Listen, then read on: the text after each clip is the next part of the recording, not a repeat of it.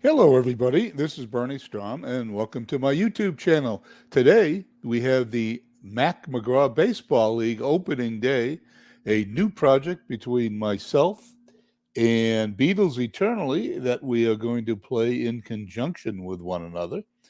And I will explain to you what that project is in a moment. And what will happen is I'm going to be playing on my YouTube channel, one league one division of our league, and Beatles will be playing the other. The division I'm playing is called the MAC division. We are playing 8 of the dead ball American League baseball teams, and I chose 8 of what I thought were the top 8 baseball teams in the dead ball era. Beatles will be playing 8 dead ball teams from the National League and era. He has a little few more teams to choose from. And when we're done playing the season, we will meet head to head in a World Series to determine who is the best dead ball team of all time. Now, just to review the teams I chose,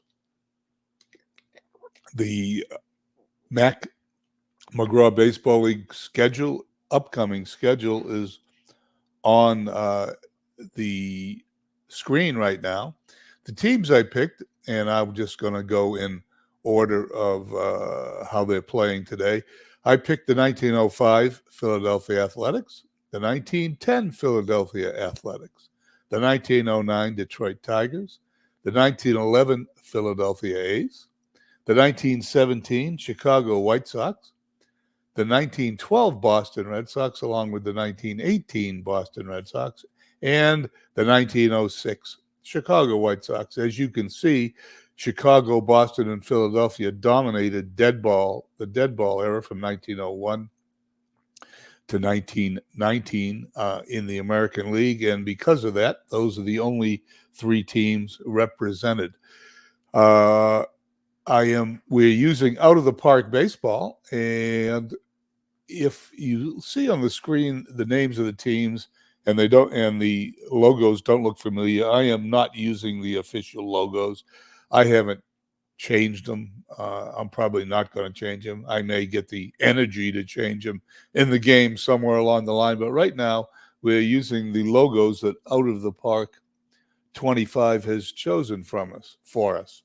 And with that, let's go down into the Fenway Park in Boston and see who's going to be playing in the White Sox Red Sox game. And those are the lineups and starting pitchers for today's game. I'll go over them once they're on the screen. But as you can see, the Red Sox appear to be a little better player by player as the game picks the player advantage by putting the name of the team in the middle there. But anyway, we're going to start the game and we will do the broadcast. What I'm doing is I would normally manage the 1912 Boston Red Sox.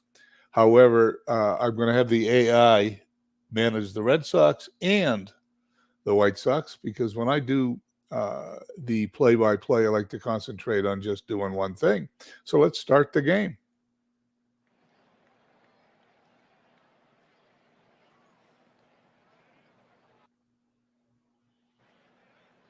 And there we are in beautiful Fenway Park in Boston in 1912.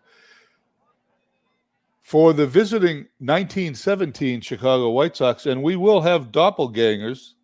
Hey, Beatles, you're on here. Nice to see you, Beatles.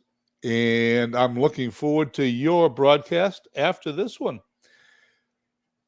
What we're looking at here is Mike Silva's version of 1912 Fenway Park. We're going to go over the 1917 White Sox. There will be doppelgangers in our league. There's no other way to do it. And so here we go. Eddie Collins will lead off and play second base for the White Sox. Buck Weaver at third, batting second. Jackson batting third and right. Felsch in center, hitting cleanup. Fournier at first, batting fifth. Shane O'Collins, I believe his first name is, batting sixth and left. Schock catching seventh. Reisberg at short eighth. And Eddie Seacott is pitching and batting ninth. For the Red Sox, left to right in the outfield, Lewis, Speaker, and Hooper. Probably the best outfield that they've ever had, and they've had some great outfields. Speaker and Hooper are in the Hall of Fame. Gardner, Krug, Wagner, and Stahl are left to right in the infield. Hick Cady is catching, and Smokey Joe Wood is on the mound. This is opening day, and here's the first pitch of the game. And Wood delivers it. Ground ball to short. On to first, and they get him by a step. One up, one down. Wood will now face Buck Weaver for the first time this season. He pops it up. Second baseman's under it. He puts it away for the out. Two away. Wagner throws the ball around the infield, and here we go. Shoeless Joe Jackson on the 1917 White Sox to face Smokey Joe Wood. The pitch, and there's a base hit, and the Mack-Mcgraw League has its first hit in its history, and it's Joe Jackson on first. No, two men out. The cleanup hitter, Happy Felsch, steps up to the plate. Wood delivers, grounded to second, and over to first for the out. We head to the bottom of the first inning. Chicago, nothing. The Red Sox coming to bat.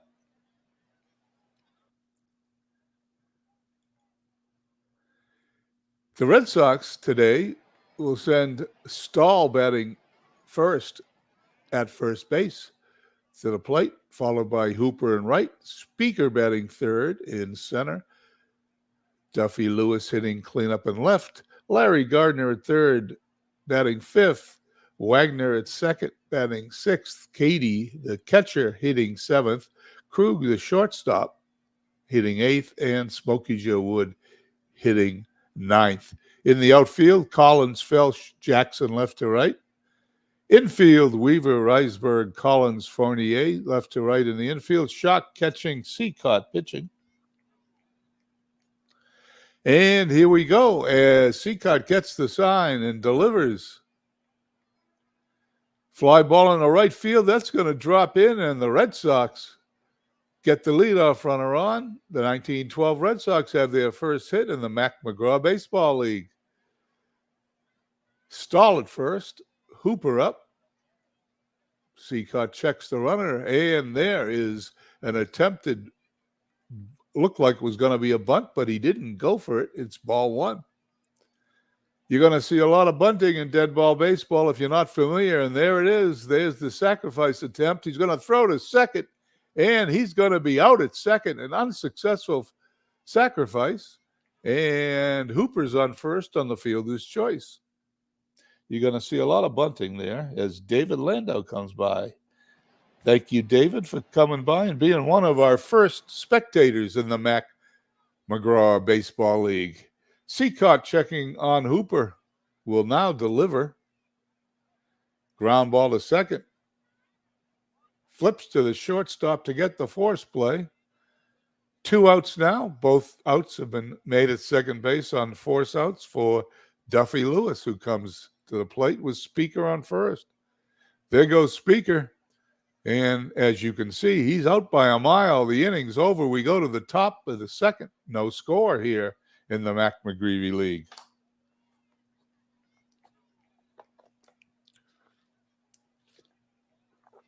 This broadcast will take about 45 minutes to an hour.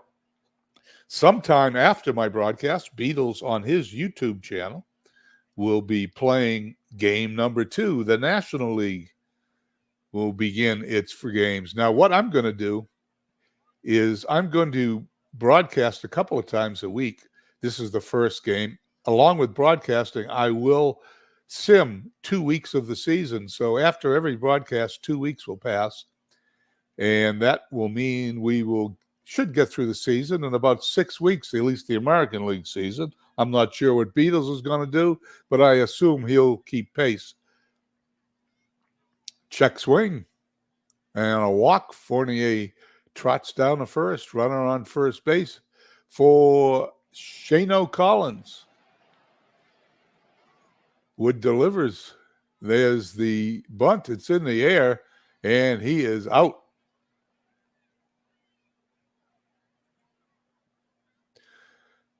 Sacrifices haven't worked too well today. Ray Schock stepping in, the catcher, the pitch. Ground ball to short. Second for one, and that's all they're going to get. As Schock gets to first on the fielder's choice. And there are 2 outs. Schock on first. Swede Reisberg, the shortstop, up. Wood delivers. There goes the runner. There's the throw. But he is going to be safe. And Schock steals second, the first steal in our Mack-Mcgraw Baseball League. Ball 4, Reisberg trots to first as the pitcher steps to the plate. Runners on first and second. 2 away. Smokey Joe Wood delivers, and he strikes him out to end the inning. Sides retires at the end of 1.5. There's no score.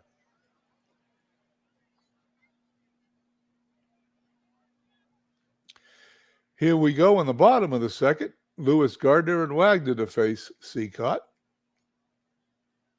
Here's the pitch. There's a ground ball up the middle. That barely gets into center field, but it does for a base hit. Lewis is on first.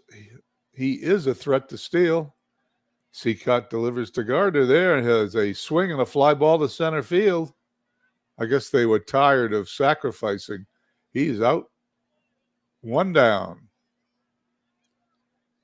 Heine Wagner, the second baseman, steps in. He hits a grounder to third. It gets by the third baseman all the way down into the left field corner. It's up against the wall.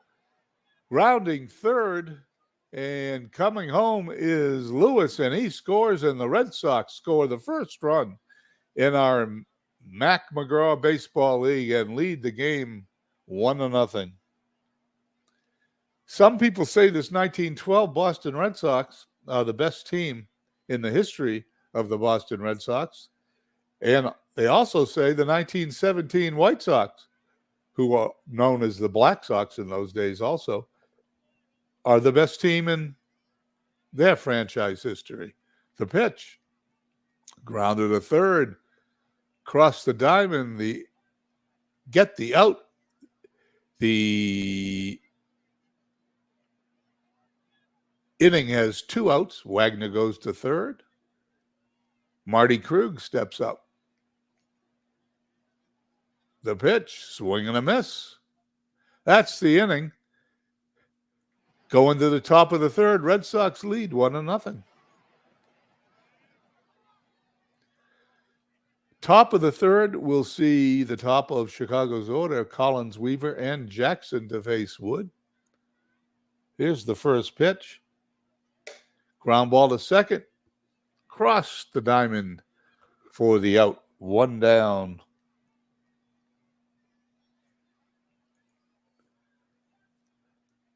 Buck Weaver steps in and Wood delivers. Ground ball up the middle. That's past the second baseman who dove but could not make the stop in the center field. We have the 5th hit of the game. Weaver on first. Joe Jackson up. Jackson today, 1 for 1. Fly ball to center. Speaker under it. Puts it away for the out. We have 2 down. Weaver on first. There's been runners on all day, but no one seems to be getting anywhere except for the Red Sox. The pitch. And that ball is gone. It's a home run. It is over the left field wall. And I'm going to tell you, if you've heard some of my broadcasts in the past, dead ball broadcast, you will know that was an interesting dramatic home run. Not only did it put Chicago ahead 2-1, however, the left field wall was built in 1912. This game I picked the year 1919. There wasn't a home run hit over the left field wall, a ball hit over the left field wall in Fenway Park till 1932. So in the Mack-Mcgraw League, we are 13 years ahead of schedule. Wood delivers. Ground ball to third.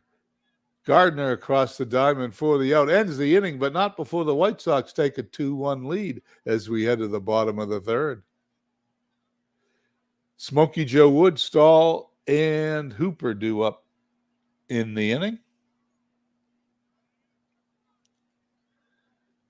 Seacott's pitch. Ground ball to third. Score at 5-3. The first out of the inning. Top of the order, Stahl, who is 0 for 1. No, excuse me, 1 for 1. He got a hit the first time up. My mistake. The pitch. And there's a diving catch in left field. I think that one's worth a second look as the left fielder Collins dove for that pitch, and he got it. Let's see, where am I going here? I always have trouble with this. Options. Here we go.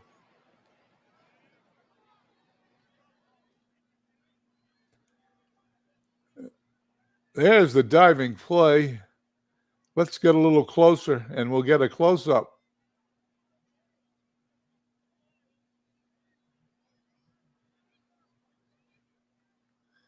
I love that part about out of the park baseball. Harry Hooper, 0 for 1. Seacott delivers. Line drive. Left field base hit just over the shortstop's head. And the Red Sox pick up their fourth hit of the game. 2-1 Chicago. Tris Speaker looking for his first hit in the game. Seacott delivers. Grounded to third. Over to first for the out. The White Sox get out of the inning, and we head to the top of the fourth, 2-1 White Sox.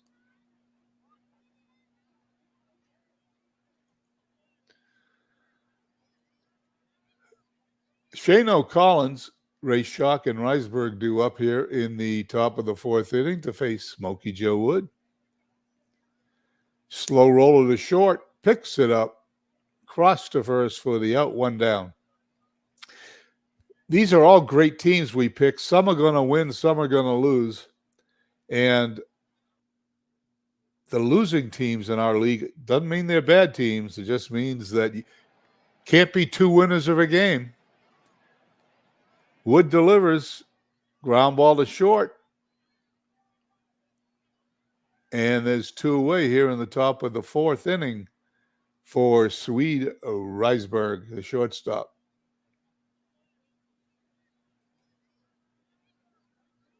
The pitch. And there's a base hit into center field. Both teams now with 4 hits. White Sox with 2 runs. Red Sox with 1. Wood to face the pitcher. Seacott and delivers as a ground ball to first. Taken unassisted to the bag. The inning is over, and we head to the bottom of the fourth. It's still 2-1 Chicago. As I grab my baseball timeline and we flip the pages to 1912, it's going to say that in 1912, Arizona and New Mexico became states. The Titanic sunk, of course. What else happened? Woodrow Wilson is elected president of the United States, defeating Teddy Roosevelt and William Howard Taft in a 3-party race. And Congress sets an 8-hour workday for all federal workers. Fenway Park also is named. Fenway Park is named by Red Sox owner John Taylor after the Fenway section of Boston.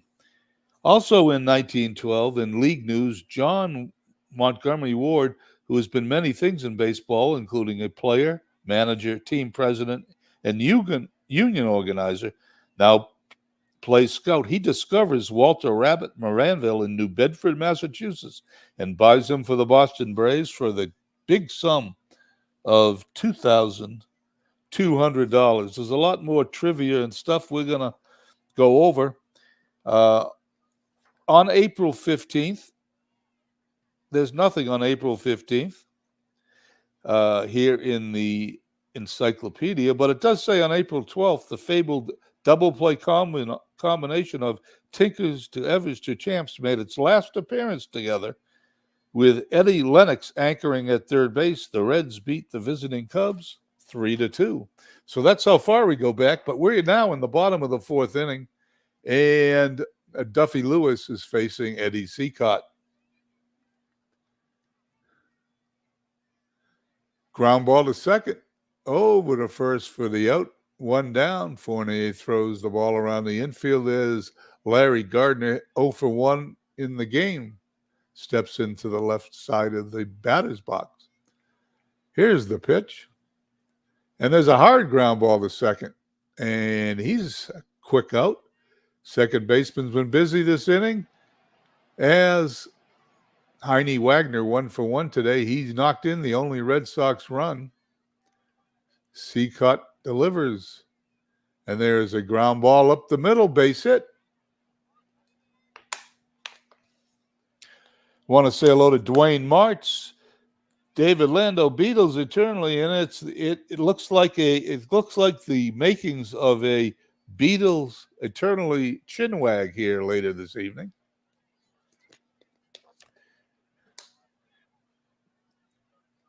As we hit the button, we see Wagner at first, Katie stepping in, 0 for 1. Seacott strikes him out to end the inning. We go to top of the fifth innings, 2-1 Chicago.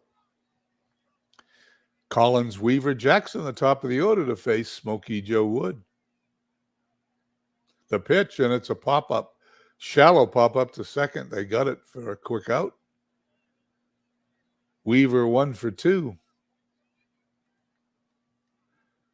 There's a fly ball to center field, and Speaker puts it away for the second out. Joe Jackson 1 for 2. Wood delivers. Ground ball to third. Cross the diamond to get Joe Jackson. A quick 1-2-3. We're halfway home. White Sox lead the Red Sox 2-1. Something unusual for dead ball baseball. We're halfway through the game. No errors. Seacott to face Krug, Wood, and the top of the order Stahl. Here's the pitch. Fly to center field. And he is out. One down. Smokey Joe Wood. No hits today, but Wood was a good hitter. He will hurt his arm later in his career. Base hit down the left field line. That ball's going to be in the corner. Wood's going to round first, headed for second.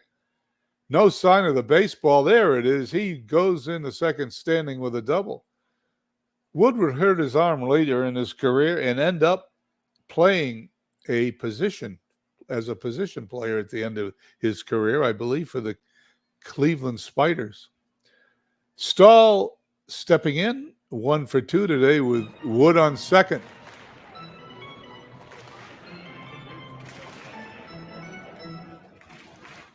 Ground ball to second. He throws him out. Wood goes to third. Tying run 90 feet away for Harry Hooper, who also has 1 hit in today's game. Seacott delivers, base hit in the right field, and there it is. We're all tied at 2.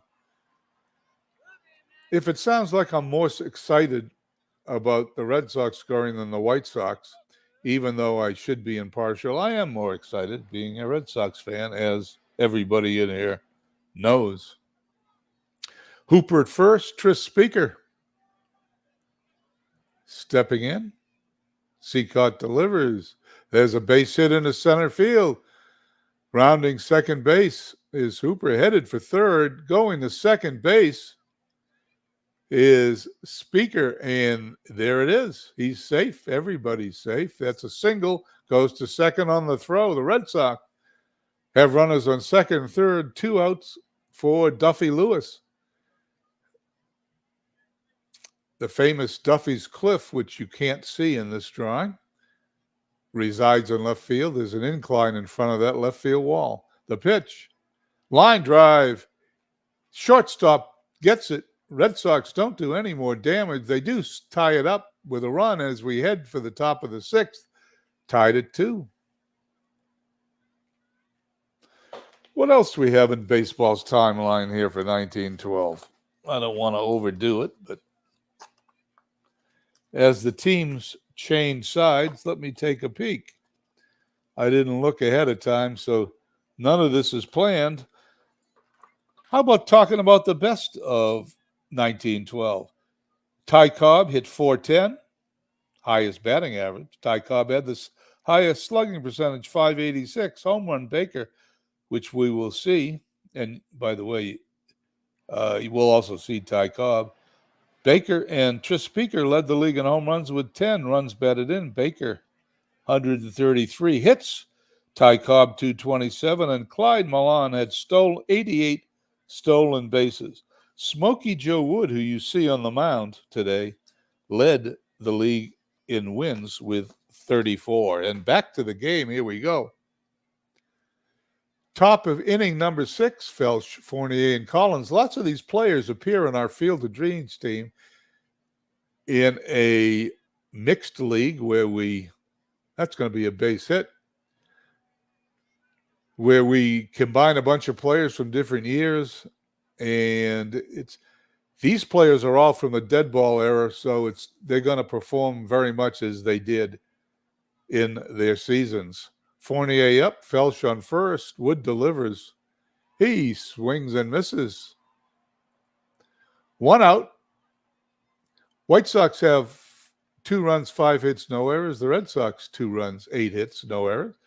Here in 2024, on September 7th, by the way, the White Sox are playing the Red Sox right now at Fenway Park. Talk about coincidence.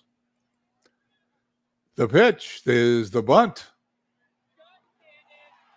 I got to read about this. The Red Sox, okay, I got to back this up a tiny bit. That looks like it was a double play. Oops, I missed it. But let's watch it again. That will tell me. It looks like he popped it in the air and then caught the runner off of first. There you go. Head to the bottom of the 6th. 2 all. Bottom of the 6th, Gardner, Wagner, and Katie to face Seacott.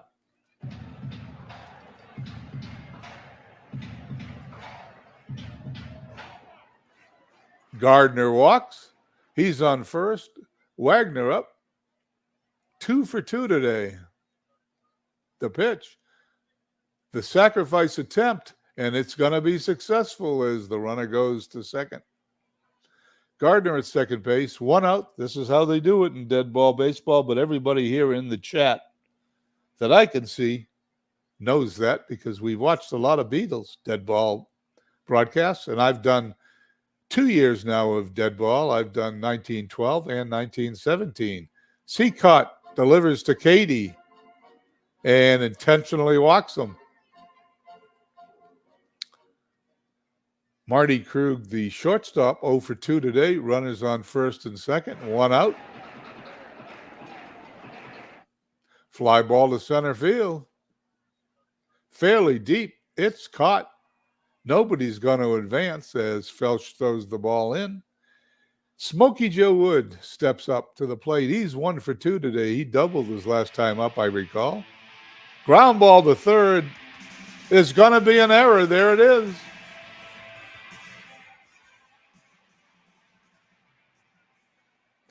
E5, and you just witnessed the first error in the Mack-Mcgraw League. I keep wanting to say the Mack-McGreevy League, but it's the Mack-Mcgraw League. McGreevy's another subject. Red Sox, bases loaded. Jake Stahl, who's 1 for 3 up. Seacott delivers. And that ball is hit deep into center field. That ball is gone.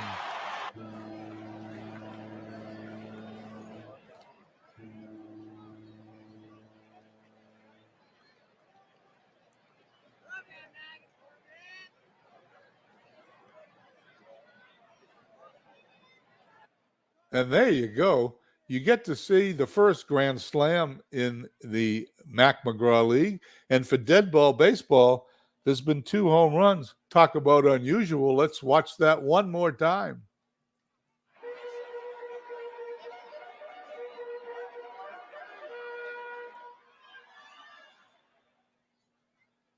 There it is, 426 feet. Well, Eddie Seacott now is not looking too good, but he stays in there, as I would assume he would pitch the whole game, as he strikes out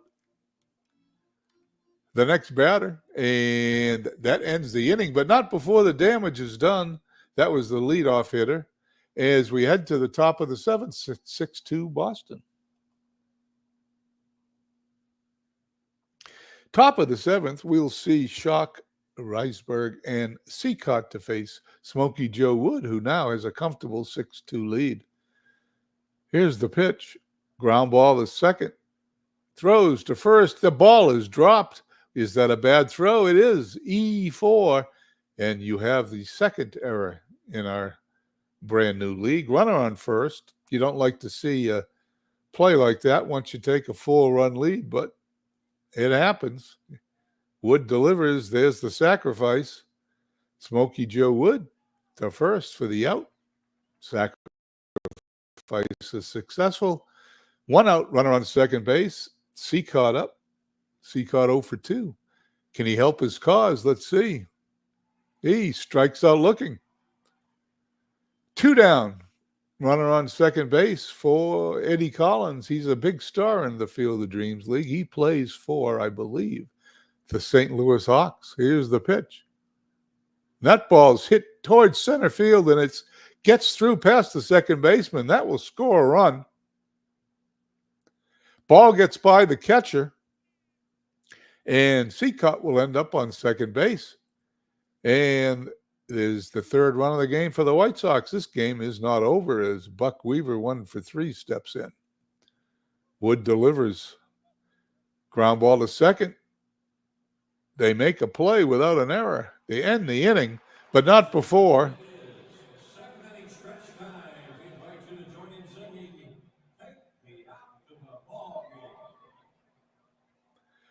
Not before the White Sox score a run as we head to the bottom of the 7th. Red Sox lead 6-3. Here we go. The Red Sox will send up Speaker, Lewis, and Gardner. Seacott delivers. Base hit up the middle.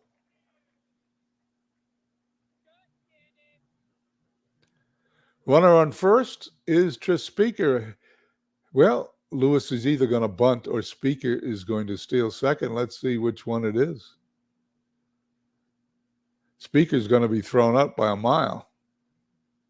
Red Sox have not been successful stealing today, as Schock has done a good job behind the plate. Seacott delivers to Lewis. And there's a line drive cut by the first baseman, Fournier, for the out. 2 down. 0 for 2 on the day is Larry Gardner, the Red Sox third baseman. He will man that position for several years. Fly ball. And he's out. The right fielder catches it. The inning is over. We head top of the 8th. Red Sox 6 runs, 10 hits, 2 errors. White Sox 3-6-1. Smokey Joe Wood, looking at the heart of the White Sox order, Jackson, Felsch, and Fournier. Jackson hits it on the ground, is short. 1 down. Felsch, 2 for 3 on the day, a home run and 2 RBIs. He's the first man in our pretend league to hit the ball over the left field wall in Fenway Park. The pitch. Another grounded to short. Great play. But a bad throw, and it's going to be an E6. Runner's going to go to second, and the White Sox have a runner in scoring position and can sneak a little bit closer to the Boston Red Sox with a base hit. Fournier 0 for 2 up. Fly ball to left. He's got it for the out. 2 down, runner on second base. Pinch hitter Nemo Leibold. We'll go over some of these players later on in our broadcast. Grounded to short. Across the diamond for the out. No damage done at the end of 7.5. 6-3 Boston. As we go over the season, we will read out of as Beatles will also do, I'm sure, the baseball encyclopedia. It's a great book. You can be bought on eBay for the biographical encyclopedia for about $6, and they are almost every copy's in great shape.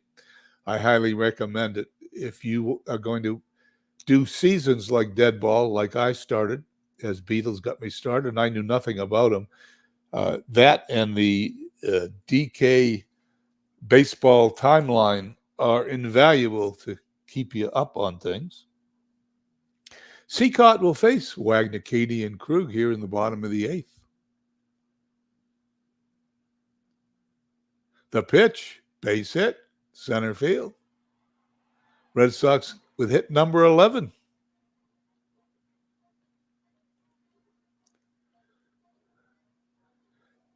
Hick Katie steps up, 0 for 2.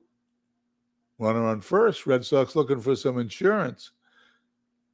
There we have a stolen base. The Red Sox can steal a base. They're now 1 for 3 as Wagner's at second. In scoring position, can Katie knock him in? Seacott's pitch.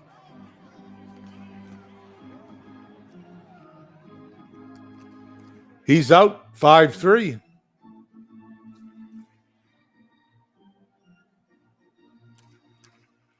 As the organist tries to get this stadium going, runner on second. An insurance run the Red Sox would like to have as Krug steps to the plate. He swings and misses. That quieted the crowd down immediately. Smokey Joe Wood, who I don't mind having at bat as a Red Sox fan because he can hit. And there's a pop-up to the infield. First baseman puts it away. We head to the top of the ninth to see if the White Sox can come back and tie or go ahead in our inaugural game of the Mack-Mcgraw Baseball League. Wood will face Schuck, Reisberg, and the pitcher Seacott. Wood delivers, and there's a base hit to right field. Game is not over yet, as I see David Landau rooting on the White Sox here at Fenway Park. He's down there by the White Sox dugout in a seat of honor right in front of the field. Reisberg up. The delivery. And he's hit by a pitch. And Smokey Joe Wood doesn't seem to be wanting to close this game out as he brings the tying run to the plate. You don't want to do that, generally speaking. Pinch hitter Fred McMullen. Wood delivers 2-1.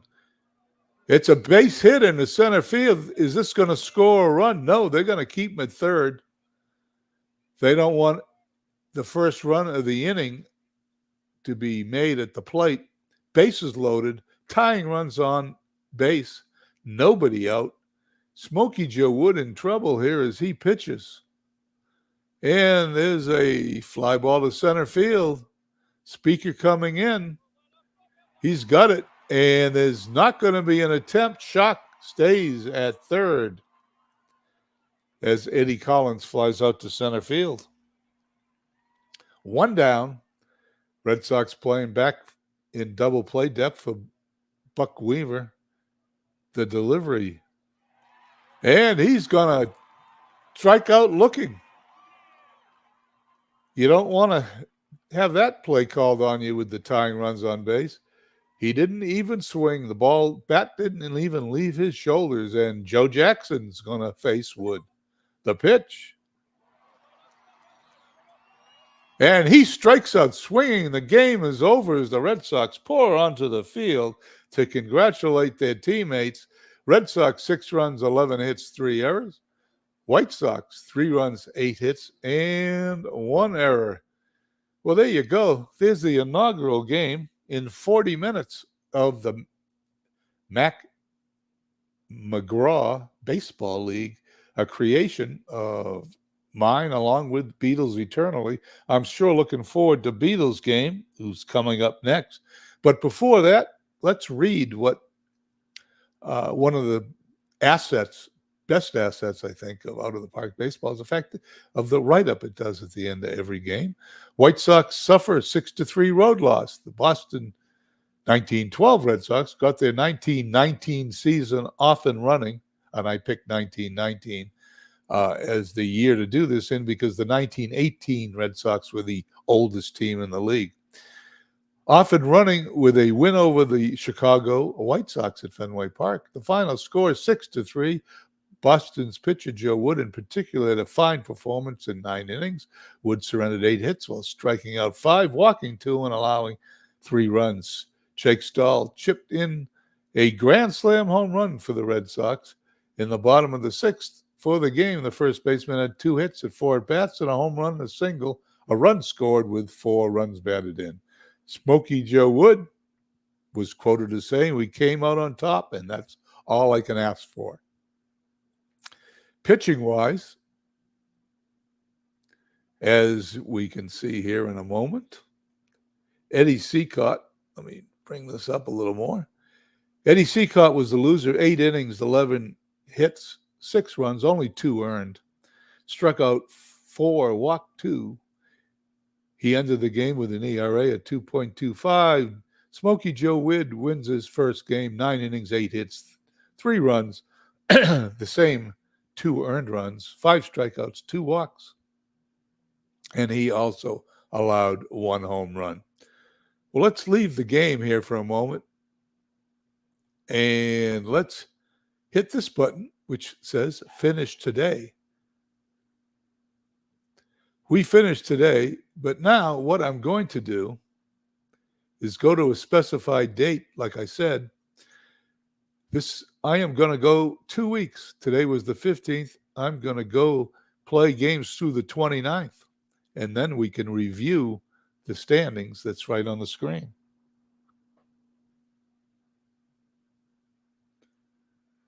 As we can see, Philadelphia is dominating the division.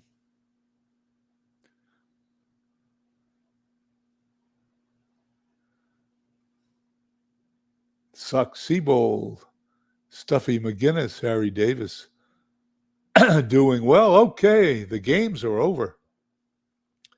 We are through the 29th here in the Mack-Mcgraw League, and this is Division 1, the MAC division. The Philadelphia Athletics of 1911 are tied with the Philadelphia Athletics of 1910. They are 12-2. The 1905 Athletics, 9-5, followed by the 1912 Boston Red Sox, and the 18 Boston Red Sox, both 6-8. White Sox in 1906, 5-9. 1909 Tigers, 4-10, and the 1917 White Sox, 2-12. That's quite a surprise. Let's view a few more things before I hand it over to Beatles. Let's take a look at the league leaders. Stuffy McGinnis. Is this just? No. Stuffy McGinnis, Philadelphia leading in batting at 456. Red Sox just speakers there at 400. 2 home runs for Baker. And he did lead the league in home runs along with Tris Speaker. What else do we have? 20 RBIs for Frank Baker. He leads The league, along with Stuffy McGinnis, is on-base percentage. They look pretty good here. Slugging percentage, Eddie Collins. Anything else? Triples, Harry Hooper's got 3 of them so far. Seabold with 7 doubles. He's a Philly player. Eddie Collins scored 13 runs. Eddie Collins actually scored 13 runs for one team, and one of his other teams, he's got 12. And leading in hits, Stuffy McGinnis with 26. Anything else on this page of interest?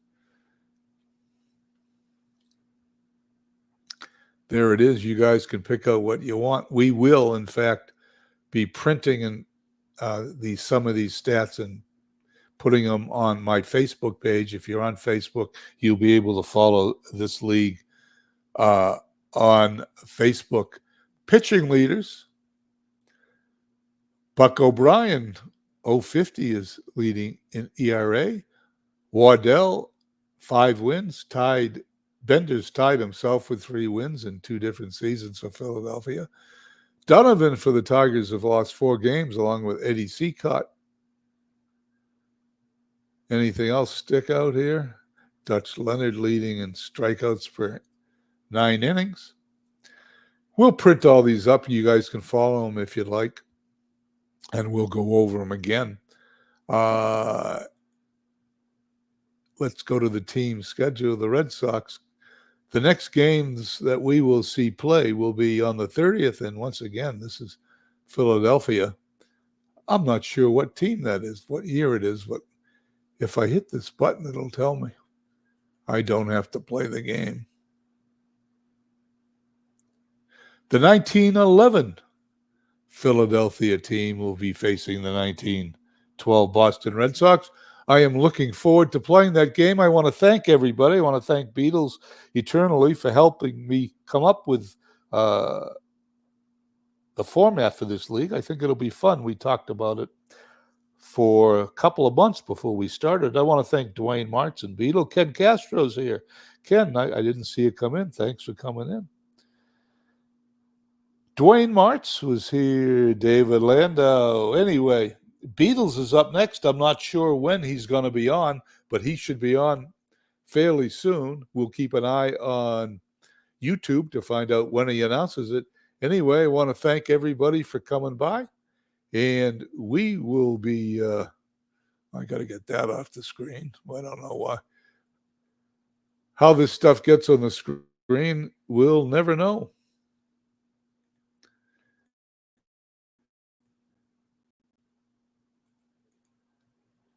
That's how it gets on the screen. There we go. We'll shut that off. Now I can get back on the screen. That's what I'm looking for. Thank you, everybody, for coming by. We'll catch you all on Beatles channel. Have a nice evening.